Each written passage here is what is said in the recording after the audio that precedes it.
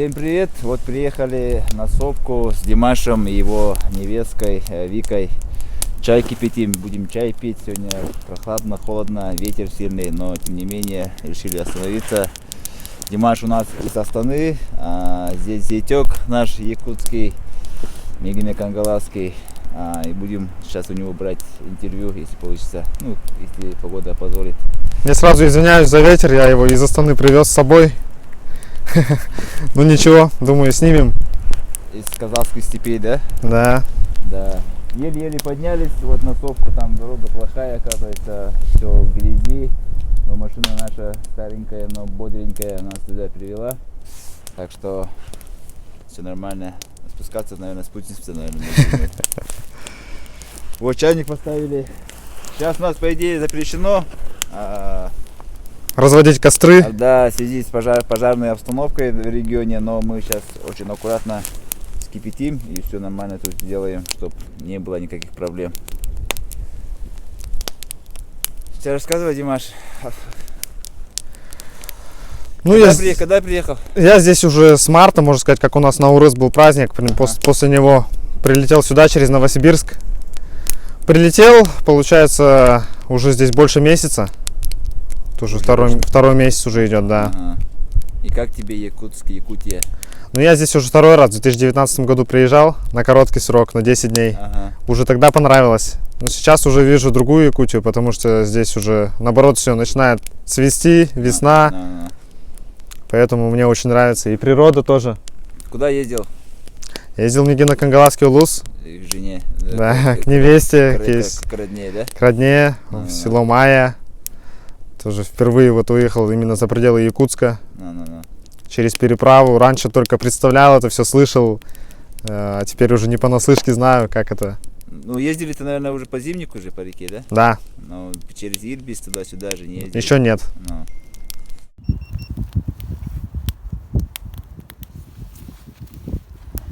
Еле-еле поднялись до горы, там дорога плохая, оказывается. Да, но зато в Казахстане по таким дорогам не поездишь. У меня тоже первый раз в жизни вот так вот на такой крутой склон поднялись на машине. Да? Да. А там же горы круче же. Ну, гора круче есть, но я живу не в горной местности, поэтому... Где родился? Я родился в городе Алматы. Но я там жил только свое раннее детство, до 3 лет. Потом переехал с семьей в город Байконур, прям рядом с космодромом. Не раз посещал вот эти старты ракет, пуски. А потом уже ближе к школьному возрасту, в 5 лет, с семьей переехал в столицу, в Астану.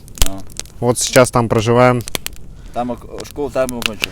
Да, школу там начал, закончил все в одной школе. И университет тоже там учился, образование высшее получил. Сейчас работаю. На кого учился? На журналиста. На спортивного журналиста? Сейчас, да. Ну, это журналист спортивный, у нас такой специальности нет. Я учился на обычного, но работаю именно по спорту. Если кто не знает, короче, Димаш комментатор футбола, да? Да, телеканал Каспорт у нас, это национальный телеканал спортивный. Вот я там комментирую футбол, теннис, единоборство. Так что голос Казахстана рядом с нами сидит. Много, да, трансляций выпускал? Ну да, бывает, что за месяц трансляции бывает 15-20 по-разному. Иногда бывает мало, 5-10. То есть всегда в зависимости от сезона. Когда футбол заканчивается, поменьше трансляций.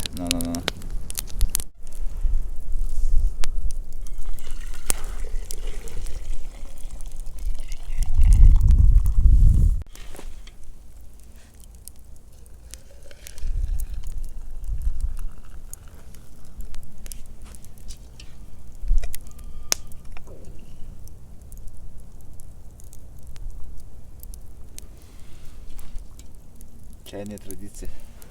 Вот сегодня с утра специально оладьи жена пожарила. У нас же это. Да. Когда на природу выезжаем. Надо кормить. Ну тоже взяли это. Да. Сейчас я три оладушка отсюда положу туда. Чтобы завтра UFC было все хорошо. Чтобы все мои победили. Победить должны, по мнению Эркина Оливейра, Чендлер и Роуз Намаюнус. Да.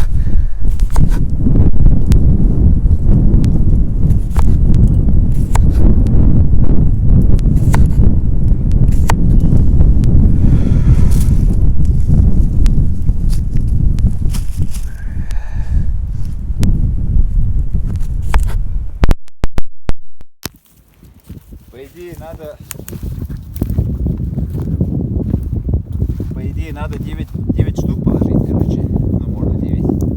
Если много, а если мало, можно и 3 тоже можно. А если вообще мало, одну ладушку можно разделить на 3 штуки, короче. И тоже вот так вот.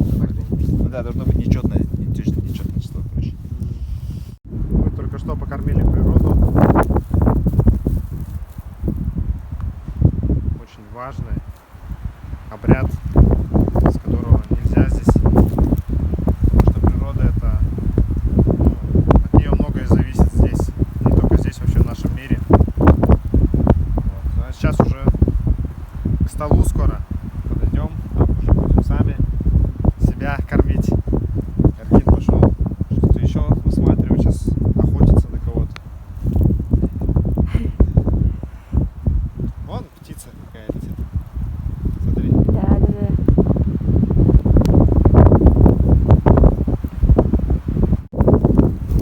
Наш стол. Вот он, самое главное богатство здесь чай, который стоит с той стороны стола, можно показать. Ну, есть, в принципе, все абсолютно, что нужно для хорошего пропитания на природе. И овощи, и хлеб, и сыр, и колбаса. И оладьи. Спасибо, Эркину. Хороший дастархан такой. Эркин стул нашел.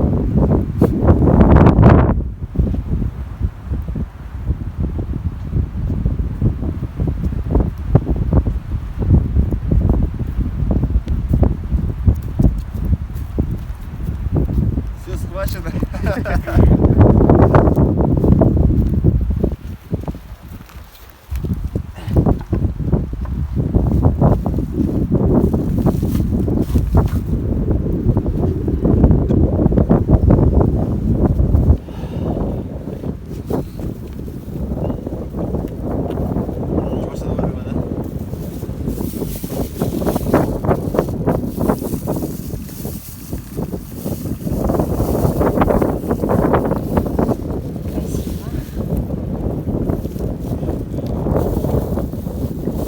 Вот у нас тут национальная кружка.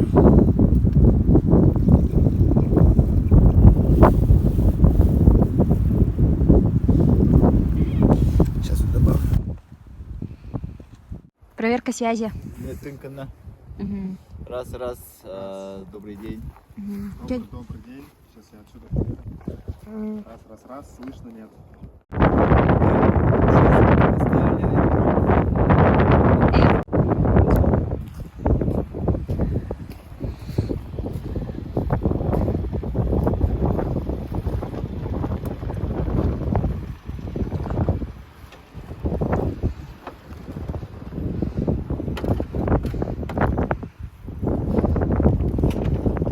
Что, да?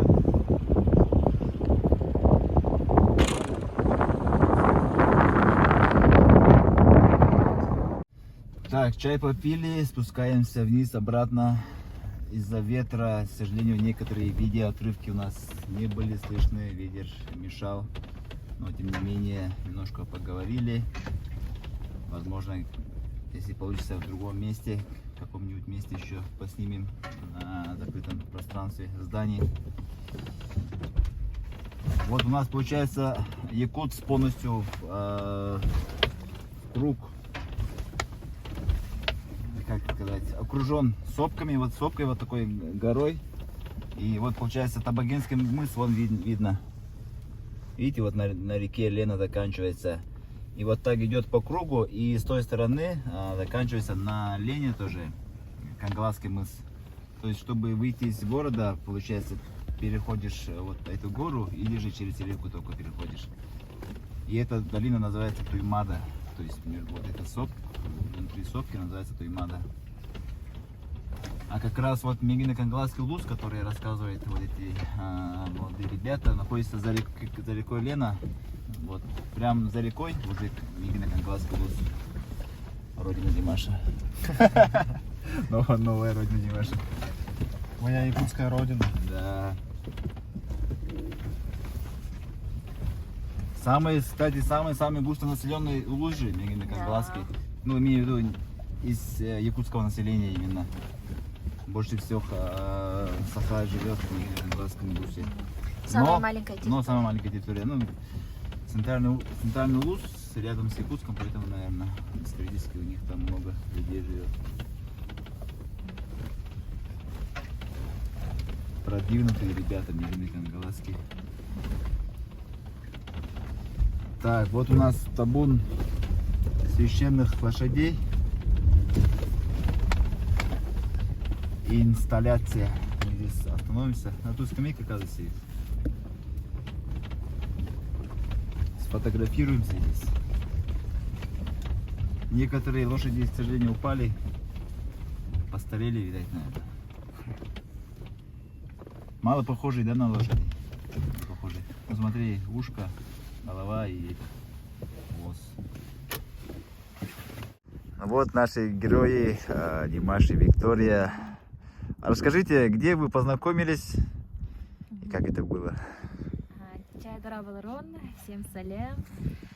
Меня зовут Виктория Попова. Мы познакомились с Димашем в 2019 году, когда я поехала учиться по обменной программе Евразийский национальный университет, это в Астане. И как оказалось, там оказался мой Жаном, будущий Димаш. Вот, получается, ну тогда и познакомились. Это как, в каком году вы говорите? В 2019 это было. Уже третий год вместе, да, получается? Ага. И все это время жили? В Астане, ну мы, получается, еще раз Байране Салем, Казахстан, Дарабаларон, Саха Сере.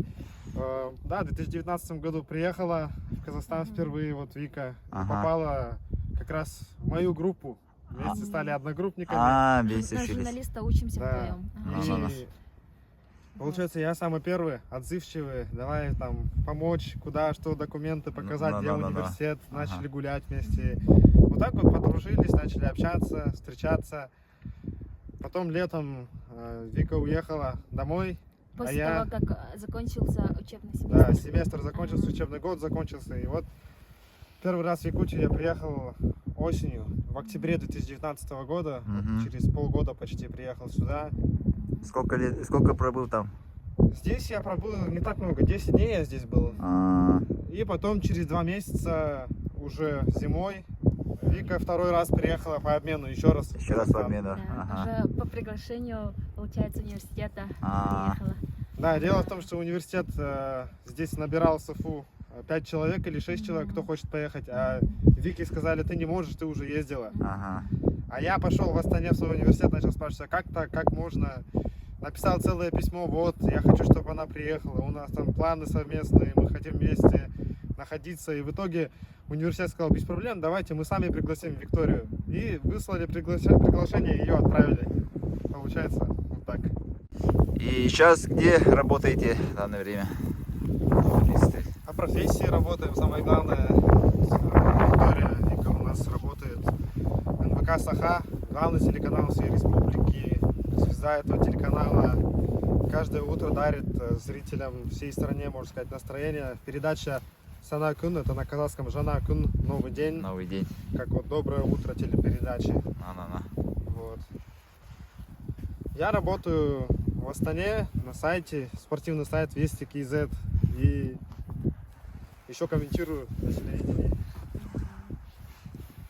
Телевидение комментируешь? Да, футбол, теннис, единоборство, поэтому да, у меня такая тоже больше спортивная часть. Если отсюда сейчас поедешь в Казахстан, тоже там же будешь, ну, продолжишь работу комментатора. Да, продолжу, конечно. Ну, сейчас это уже работает, получается, дистанционно. Просто сейчас комментаторство пока остановил. Статьи пишешь, да? Статьи пишу, да. Тогда в будущем будем еще слушать твой голос на трансляции казахских. Да, обязательно. Вот голос Казахстана, смотрите. И лицо Якутии НВК Саха, который вещает нам новости. Так что такая у нас молодежь. Молодцы. Мы поднялись по этой дороге вот туда. И вот там сидели, короче. Сейчас потом вот так спустились. Сейчас поедем туда. Вот там по дороге. Вниз туда. И в город налево. Вот река Лена, как раз видно. такой вот спуск у нас. Сейчас. Дорогу, конечно, максимально через камеру не прочувствовать, но, по крайней мере, вот так вот визуализация есть у нас. Можете сами увидеть, насладиться. Водитель раз. Да. Здесь, конечно, мастерство нужно, навык хороший. Смотрите, вот. Сейчас там будет этот самый... Машина зверь водителяста. Да.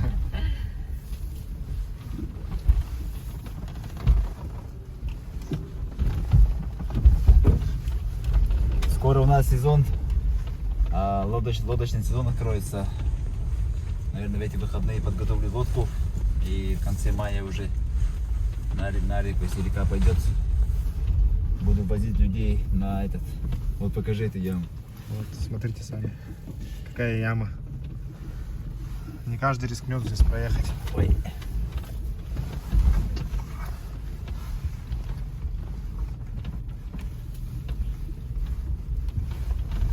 Буду возить людей, короче, на острова, на луг туристов весной. Потом летом буду возить отдыхающих на острова на лодке.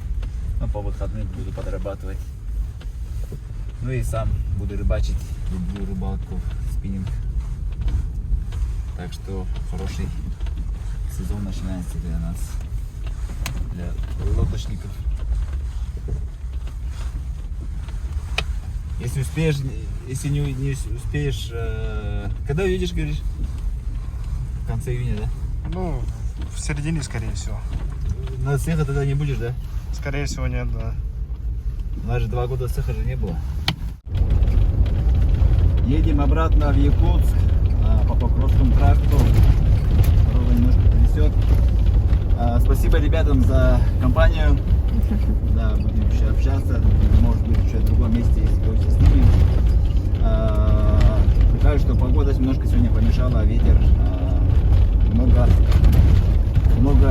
материала, наверное, забраковано, но ничего страшного. Главное сам факт в том, что сходили, съездили. Мы в тот раз хотели, по идее, съездить, да? Неделю назад, да, по-моему? прошлой неделе. Да. Там тоже погода была плохая, облачная была, поэтому отменили. И вот сегодня решили сходить, несмотря ни на что, да? Ну что, Димаш? Ну да, это, конечно, очень классный день провели в любом случае. Тебе спасибо, Эркин. Можно сказать тоже, продолжаем устанавливать между братскими народами такое отношение теплое, потому что Эркин, можно сказать, местный казаховед среди якутов. Кстати, вот хочу обратиться к своим землякам, казахстанцам.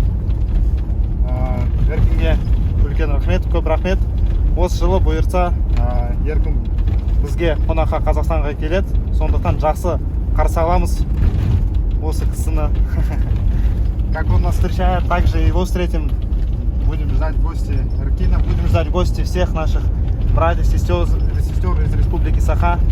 Потому что здесь, ну, сами знаете, как здесь нас, казахов, встречают, так и мы своим гостеприимством тоже обязательно ответим.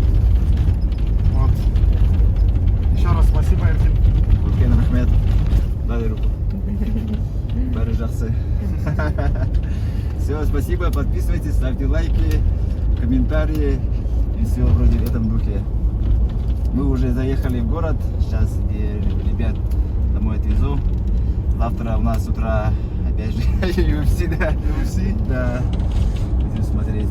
Ну все, всем спасибо, всем пока.